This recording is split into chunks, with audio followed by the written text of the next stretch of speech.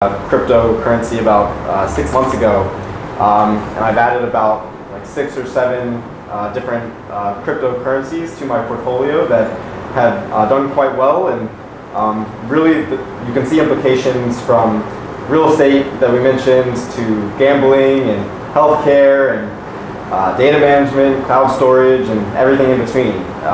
So the implications are really quite far-reaching. So it'll be this is a great time to invest in it. I think there's a saying that's the best time to invest in Bitcoin was at ICO. The second best time is now, and you just got to keep on evaluating it based on what you know about the marketplace and as new developments come along. But it's definitely an exciting time to be involved in the space.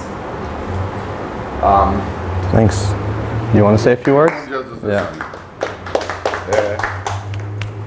Is it recording? Yeah. Basically, thank you for everybody who came to share with us. This is our second meeting, and about a year ago, my son Leeor, and I'll just say once that he's my son, rather than need to repeat that, it's Leeor, we have the same last name, got bored in Silicon Valley. Was working there for 1 year after finishing college, worked on business school at UPenn. So I told him, why don't you come and join me? And I'm doing real estate development.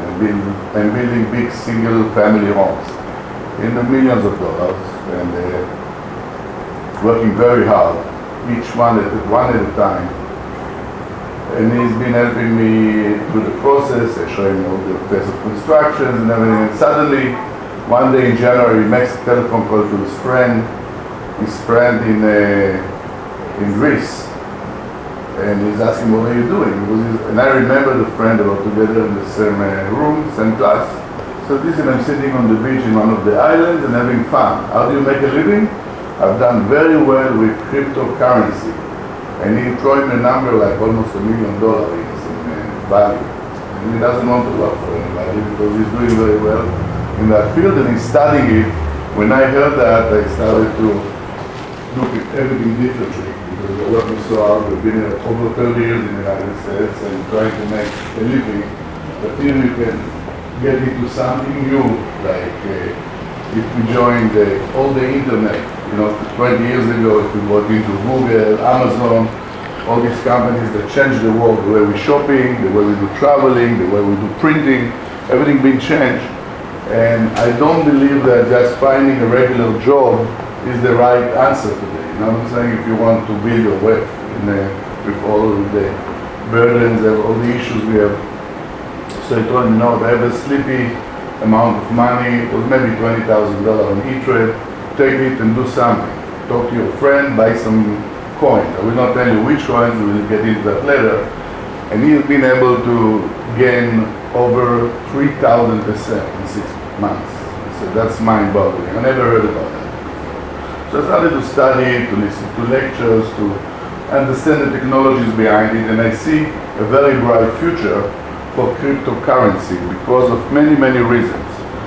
Decentralization, not too much government control. I don't want to get into all that many people know about this already, because last time we had a group that didn't know anything about cryptocurrency. Actually in America right now, 1 out of 100 people in the street know what is Bitcoin. They even cannot explain what it means. So it's really, really new, and I think it's like getting into something version that has a lot of potential because it makes life much better in terms of dealing with money, in terms of transfer money, the speed, the democracy in that, the not intervening with governments, all kind of ideas behind it that are going to make it really, really big, and it's very, very hard to stop the trend. The trend is already running, and it's only going to be bigger, and people will use it all the time. Now in India, for example, 200 Can you get him people, a chair in the seat? Sorry? Yeah. For our friend? We can transfer this chair to our guest. Appreciate it. You're welcome. So in India, for example, 200,000 people using iPhone, they don't have bank accounts, so they're using Bitcoin or cryptocurrency in order to pay and to get connected to the local services. They accept that. And I'll give you another example. Let's say somebody lives in England and he wants to send to his mother in Kenya $100 to help her.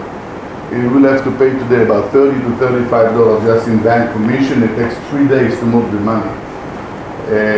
That takes her 2 months to make this much, $35. Imagine with a click of a button, you just send currency that you can use and they will accept there and save a lot of money in the process. So we don't need a commission, the middleman, and we can do things faster. But it's not only that, there is a blockchain, which is all your new technology that's going to be huge. It's going to help to manage inventory, to run casinos, to pay millions of people in one push of a button. So I'm not going to talk too much about it, but technology, that's the word for that. So I'm going to introduce Leeor, and he's going to give you a little bit more about what we are doing. The bottom line is at the end of the day today is really that we can share information. We want to keep your emails. If you have any news, if you know anything good, it's all about information, because you have to know that there are coins that are traded in a 1 penny. Imagine you buy something for 1 penny today, put $5,000 and maybe you can retire one day on that. That's my idea. Because you think, we have to know more about the technology. So basically we want to create like a little club. We are going to make every few weeks another meeting and raise and make more and more people coming in. And the bottom line is that we are creating with Andrew and Leeor a fund called Crypto Advisors. And that fund, instead of getting into the computer and figure out which coins to buy and what exchange to use, And how to make sure it's secure and no one steals it from you. you can invest in that fund, and it will be transparent. We have a lawyer, we have an accountant. Minimum will be $5,000. And if you want to know more about that, we can tell you more at the end of the meeting. So that was our little shameless plug before we get started. Thank you. Oh, thank you. All right, well, first of all, thank you all for coming. I know it's probably the 3rd time someone has said that. But if you're here, I mean, that means you're here at a pivotal moment, and you know something that most people don't know, which is that Bitcoin and cryptocurrencies have some value. You know, we don't know exactly what that value is or what it's going to be, because this is truly a revolutionary technology. So hopefully over the course of this presentation I can explain to you a few real world use cases as to how this technology will progress, what it will develop into, as well as get into some investing strategies as to how you can profit from it. But to get started, I'm going to be discussing the basics of what a few of these cryptocurrencies are, as well as what the blockchain is. I know there are a lot of buzzwords that are thrown around, and most people don't even know what those buzzwords mean. So hopefully I can, convey that as simply as I can, and you'll leave here learning something at the very least. But also, I just want to start off with a disclaimer. I invested a bunch of my money into this stuff. I truly believe in this stuff, and I'm going to be spewing some investment advice. However, this stuff is very speculative and risky, so you guys should know that even though I think it has a bright future, and I'm going to be talking about it in very bullish terms, you have to do your own research, do your own due diligence and see if it really is the right investment for you, And personally, I wouldn't invest anything that I'm not willing to lose. But then again, it could be a nice, nest egg at the end of the day. So just keep that in mind as we move forward. All right, so for our agenda, we're going to be discussing the blockchain. I'm going to be discussing Bitcoin and Ethereum, talking about crypto advisors, which Yosef tapped into a little bit, some of our investment strategies and techniques that we're going to be employing, and hopefully some strategies you can employ yourself. So to get started, so what the hell is a cryptocurrency? Just as a show of hands, is it a medium of exchange, basically a way to transact and to buy goods and services? One thing, all right. Is it a store of value, basically something that will retain its value over time, kind of like gold? Or is it programmable money, something that you can build applications into and transfer value over the internet? Oh, you're sharp, you're on it. But yeah, exactly, it's all three. And we'll be touching on these themes as we go along. Also, there are a lot of people, a lot of high-profile people in tech that are really backing this technology. It's not just vaporware that will come and go. Bill Gates has said, Bitcoin is better than currency. Financial transactions will eventually be digital, universal, and almost free. John McAfee, who's somewhat of an infamous character, They said you can't stop things like Bitcoin. It will be everywhere, and the world will have to readjust. World governments will have to readjust. David Marcus, the CEO of PayPal. I really like Bitcoin. I own Bitcoin, store value, distributed ledger, great place to put assets, especially in places like Argentina with 40% inflation, where $1 today is worth 60 cents in a year, and the government's currency does not hold value. It's also a good investment vehicle if you have an appetite for risk. So these are all, tech founders, tech pioneers. They see the value in it. Even David Marcus, the CEO of PayPal, you would think Bitcoin would compete directly with PayPal. And in many cases it does, because you can use it as a way to send money abroad or from peer-to-peer. But even he sees the value in Bitcoin and some of these other cryptocurrencies. Just a quick intro to Bitcoin. It's a cute little video.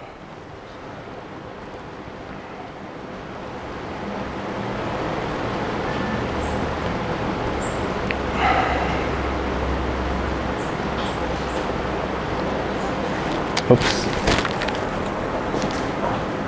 There's only so much gold in existence, and sure, you can take more out of the ground, but the more time passes, the harder and more expensive it is to find and mine gold.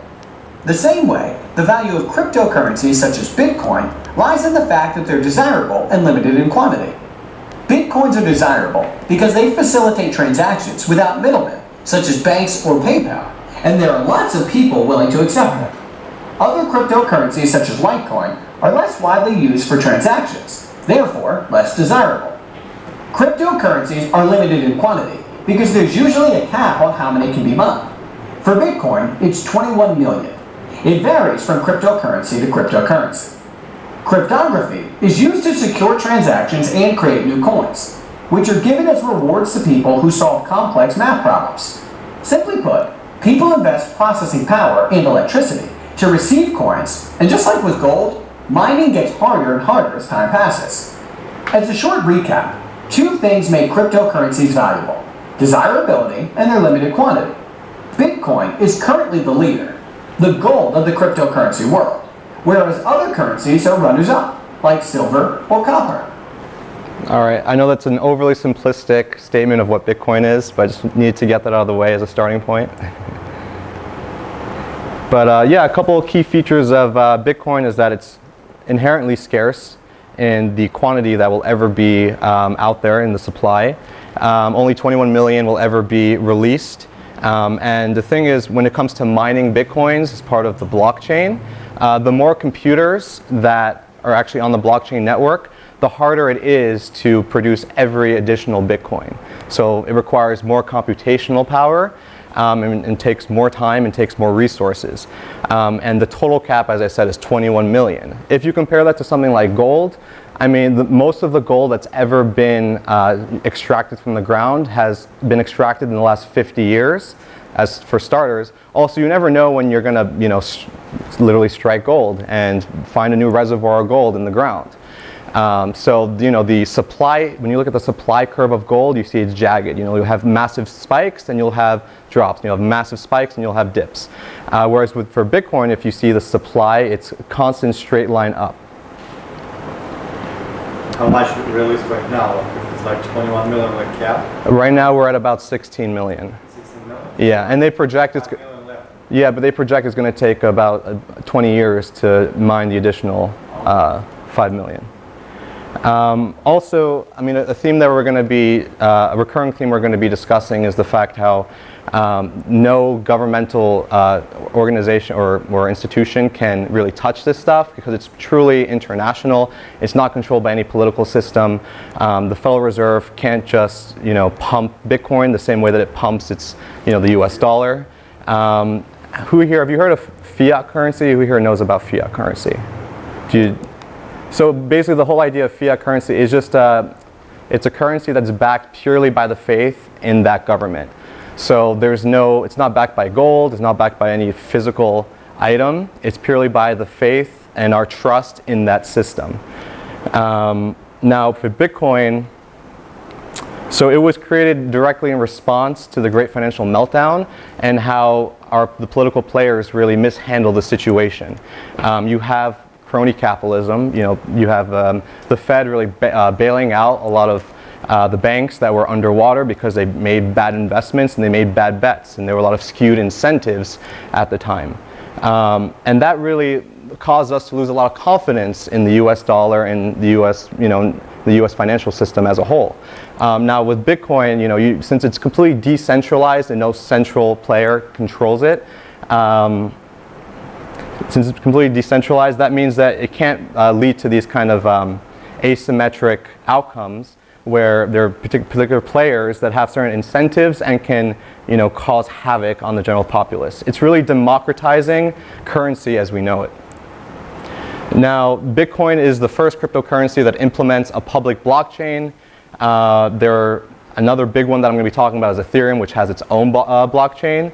But this was the first one to have a truly public blockchain that's around the world, and it has about, I believe it's over 10,000 computers that are part of the blockchain network.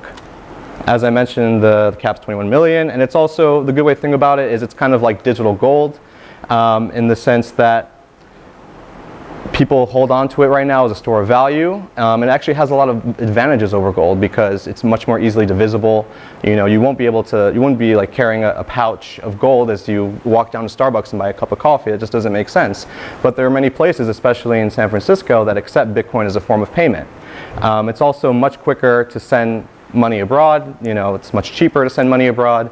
If you actually use Western Union or some of the normal payment methods to send money across borders, they charge on average about 10%, if not more, and it takes at least 3-4 days, if not longer. In Bitcoin, you can send something in a matter of minutes. And if you look at the total value of gold right now, and this is why I'm bullish on Bitcoin itself as well, the value of gold sits at $8 trillion. The total market cap of Bitcoin right now is $40 billion. So that you have a 200x, assuming that Bitcoin overtakes gold, you have 200x room for it to grow. So I think that shows a lot of potential. But Bitcoin also has a lot of those advantages over gold, as I mentioned before. How much is it, 1 Bitcoin now? 1 Bitcoin is, I don't think that's the best way to value Bitcoin because you can, it's divisible up to 8 decimal points. But it's about $2,500 per Bitcoin. A lot of people like to compare the price of Bitcoin to the price of a troy ounce of gold, but I don't think that's really a good comparison because Bitcoin has that divisibility nature about it. Now let's discuss the blockchain. Actually, any questions before we move forward? I hope this is pretty clear. It should be pretty simple. Since the days of clay tablets, people have recorded the exchange of goods and services. As we evolve into the digital age, recording these transactions has become much more complex. Whether it's the exchange of money between two parties, documenting how goods move through a supply chain, or making contractual agreements.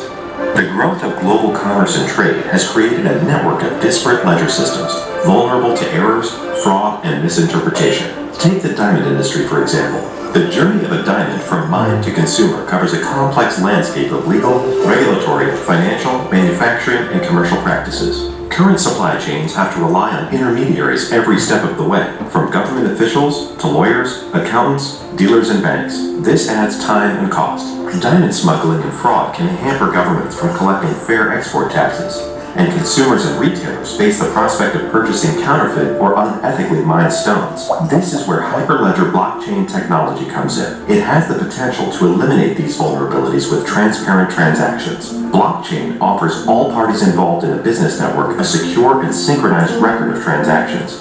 The blockchain ledger records every sequence of transactions from beginning to end, whether it's hundreds of steps in a supply chain or a single online payment. As each transaction occurs, it's put into a block.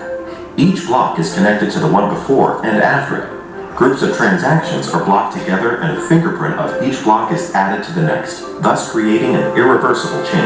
That's why blockchain is ideal for recording the mining, refining, and distribution of one of the most valuable goods in the world. It can trace a diamond's path from the mine to the hands of the consumer with exceptional security and transparency. While blockchain works with all types of transactions, there are 3 key features that make Hyperledger blockchain uniquely capable to handle the requirements of a regulated industry like diamonds. It's distributed, it's permissioned, and it's secure. Because the ledger is distributed, it works as a shared form of record keeping, ensuring no one person or organization holds ownership of the system. As the diamond cycles through its supply chain, everyone involved during the process is permissioned to have a copy of every record and piece of data, and no transaction can be added to the chain without consensus across the participants. This means no one person can add to or alter the blockchain without being permanently recorded, making it tamper-resistant and highly secure, eliminating the risk of fraud and error. No one, not even a system administrator, can delete it. In the case of diamonds, a blockchain ledger keeps a record of high-resolution photos of each diamond at every touchpoint along its journey. It holds certificates of authenticity, real-time records of every payment transaction, as well as product details like cut, clarity, color, carat, and diamond serial numbers. At the end of the buying cycle, there is a complete, auditable, and indisputable record of information. Blockchain technology gives us the ability to transform industries of all sorts, from diamonds to flowers, monetary transactions, or even things like contracts, deeds, records, and other public and private agreements. It frees up capital flows, speeds processes, lowers transaction costs, and most importantly, provides security and trust. We believe that blockchain will do for business what the internet did for communication, create new ways of working and leave more time for creativity and innovation. All right, a cute little video by the IBM think tank.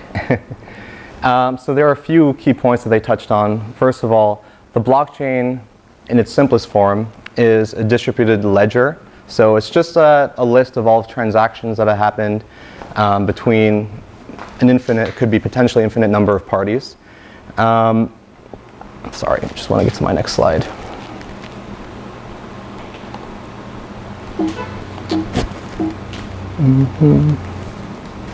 What's going on here?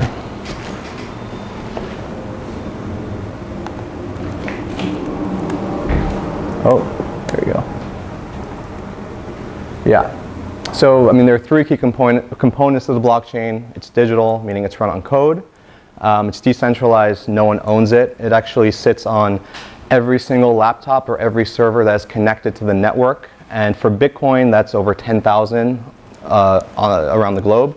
For Ethereum, that's actually over 30,000 at the moment, and that number is just continually growing. It's immutable, meaning it can't be changed. The only way that it actually can be changed is if you have what's known as a 51% attack. So if at least 51% of the computers or the servers that are hooked up to the system are controlled or hacked by a single entity, then they can take over the network. But that means hacking tens of thousands of computers all around the world. So that's not really feasible. Another thing that the video mentioned is that it's a purely trustless system, meaning if you look at any form of bank or financial institution, obviously they have a lot of power and control as to how money or anything of value is transmitted. Here you don't, that presents itself as a security hole. You know, these banks, these institutions can be hacked. You know, every financial intermediary or any intermediary in general is a security hole, and I think that's an important concept to keep in mind moving forward. So a trustless system means you don't have to place your trust in any particular entity. Since it's completely distributed and decentralized, there's no central point of target or central point of attack that bad actors will want to target. Questions? Anything? Yes. One of the things that I saw that caught my attention and made like big headlines was that it's untraceable. So if it's on a ledger, wouldn't it make it traceable? I was just going to get to that. It's good. But basically, everyone has a public address and a private key. So the public address, assuming that you don't transmit what your public address is, that can't be traced back to the person that owns that address, right? But the thing is, that public address is what's transmitted through the public ledger. So you can see a transaction and see which parties, according to their address, have transmitted value over the blockchain, but you can't associate that with any particular party. So, as an example, this is basically how a basic blockchain transaction would work. Let's say you have two parties, A and B, and as I just mentioned, each of their public addresses will be posted on the blockchain, but no one knows who they are because they have their own private key that they keep to themselves. And they want to have a transaction, they want to transmit something of value from A to B. So the cryptographic keys are assigned to both A and B. The interaction is broadcasted and verified by a distributed network. Once this is validated by the collection of computers on the system, a new block is created and added to the existing ledger, and then basically the transaction is complete. So yeah, that's an important concept to keep in mind. Everyone has a public address and a private key associated with that public address. I already kind of talked about this before, about blockchain being completely decentralized. There's no central point of attack. There's no central authority that can make potentially bad decisions on the behalf of their citizens, which is a huge benefit. Normal currencies are bound by borders and they're expensive to transmit between borders. If you do send a remittance, it can cost up to 10% on average. This leads to high frictions across different transactions around the world. And if you have something like the blockchain, it's purely peer-to-peer. No one controls it except for you. Even if you have your money in a bank, the bank controls your money. So you don't purely control the dollars that you have in your wallet, because also if people lose faith in that dollar, what is it worth? So why does decentralization matter so much? As I mentioned before, there's no single point of failure, no single point of attack. You need to have control of at least 51% of all of the computers that are hooked up to the network in order to change the blockchain. Even then, or in order to change the ledger, even then, you would only be able to change the new block that is being added to the blockchain. So anything that was added previously is immutable, and that's completely unchanged. So even if you have that 51% attack, you can't change anything that was solidified previously.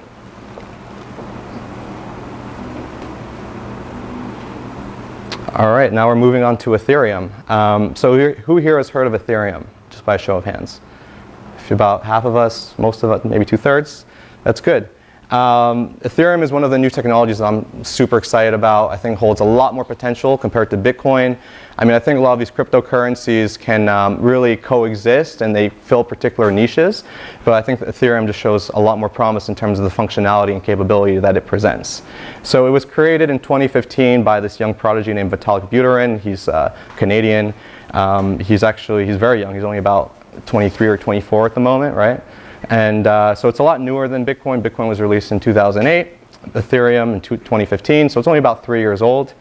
But what's interesting about Ethereum is that in addition to having all of the core functionality of Bitcoin, you can create what's known as decentralized applications on the blockchain.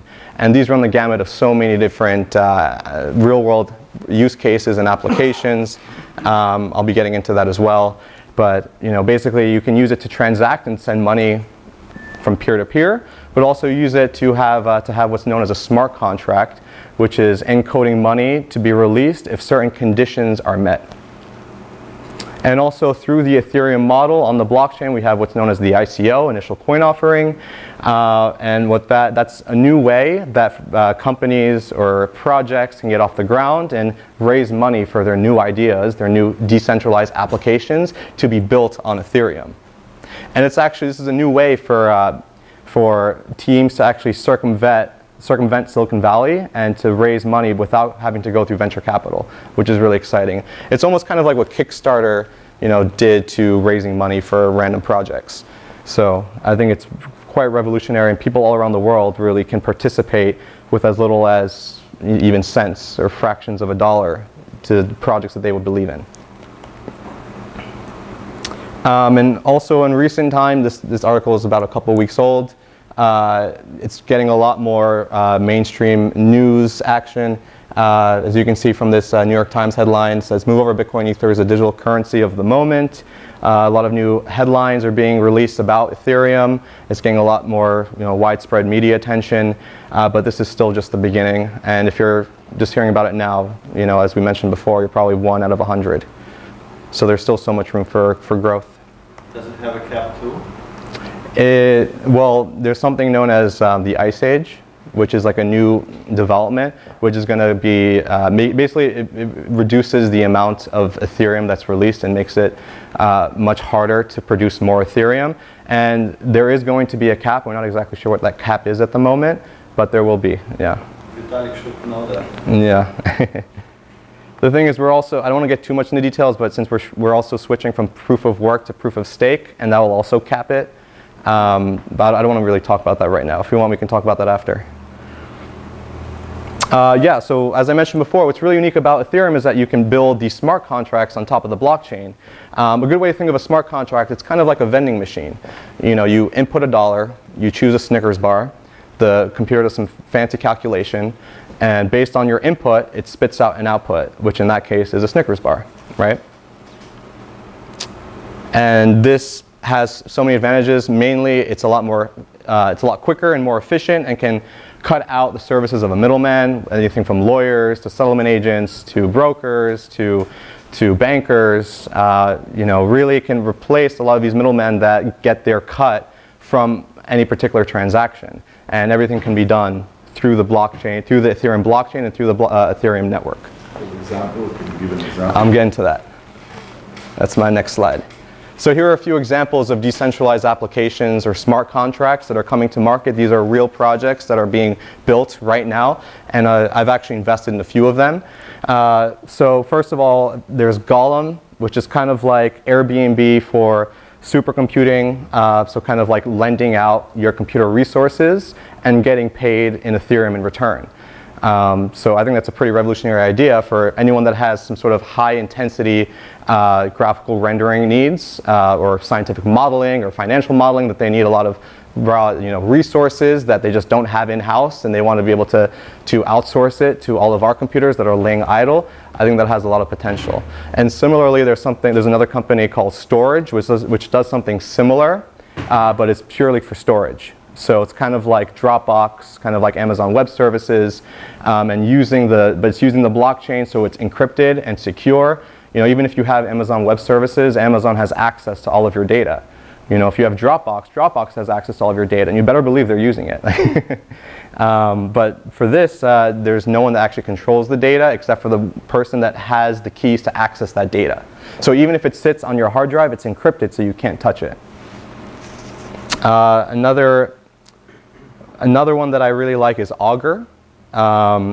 Also similarly is Gnosis. I don't know if you've heard of these names, but that's for prediction markets. So basically, if you want to bet on anything happening in the real world, like Trump winning a second term, like the Patriots winning the next Super Bowl, you'll have the wisdom of the crowd kind of pitch in and say, what are the terms for the bet? And then you can bet on those events happening, and if you win, then you get some money out of it. If you lose some money.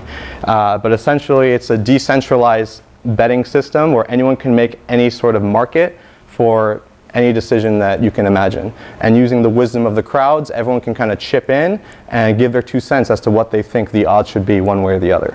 What's that one called? Augur and Gnosis. I've actually invested in Augur, not Gnosis.